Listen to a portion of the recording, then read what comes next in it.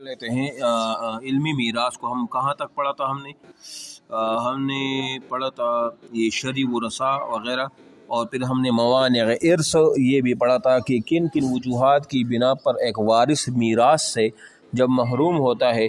وہ جو ان کی جو موانع ارث تھی وہ غلامی، قتل، اختلاف دین اور اختلاف دارن، وہ ہم نے وہ پڑھ لیا تھا. آج ہم پڑھیں گے فروض مقدرہ. کیا پڑھیں گے؟ فروض مقدرہ یہ ہم پڑھیں گے. ٹھیک ہے.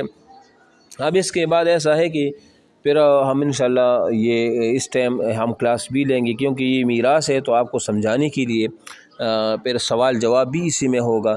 تو یہ جو فروض مقدرہ ہے آج میں اس کو ڈسکس کرتا ہوں، صرف فروض مقدرہ کو، لیکن پھر آپ کے پاس بال پین بھی ہونا چاہیے، ایک بال پوائنٹ اور ایک رجسٹر وغیرہ رف کاپی وہ بھی ہونی چاہیے. ٹھیک ہے، تاکہ میں آپ کو صحیح طریقے سے اس کو سمجھا دوں، تاکہ آپ کو انٹرویو میں یا ٹیسٹ میں کوئی بھی مسئلہ ہو تو وہ اس کو پہلے ہم حل کریں. ٹھیک ہے. تو یہ کیا ہے فروض مقدرہ؟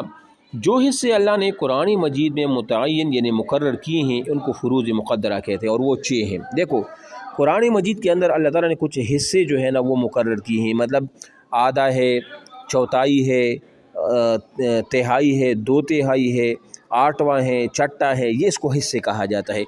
یہ جو حصے ہیں نا یہ ٹوٹل کتنے ہیں؟ یہ ٹوٹل یہ 6 ہیں. اب آپ دیکھیں پہلا نمبر ہے نصف یعنی آدھا، ربع یعنی چوتھائی جس کو ہم 1/4 بھی کہتے ہیں، سمن 8واں یعنی اس کو 1/8 کہتے ہیں، ثلث ہے یعنی 1/3 یعنی 1/3، 3 میں 1، ثلثان یعنی 2/3 یعنی 2/3، اور سدس یعنی چھٹا یعنی اس کو 1/6 بھی ہم وہ کہتے ہیں.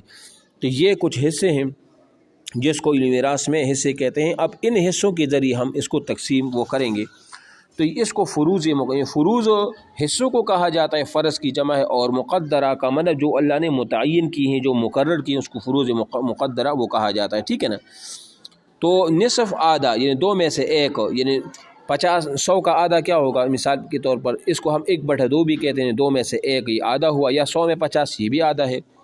ربع چوتھائی یعنی 1/4 یعنی 4 میں سے 1، تو 100 میں سے جو بنے گا 100 کا چوتھائی کتنا بنتا ہے؟ 25، 25 4 100 بنتا ہے.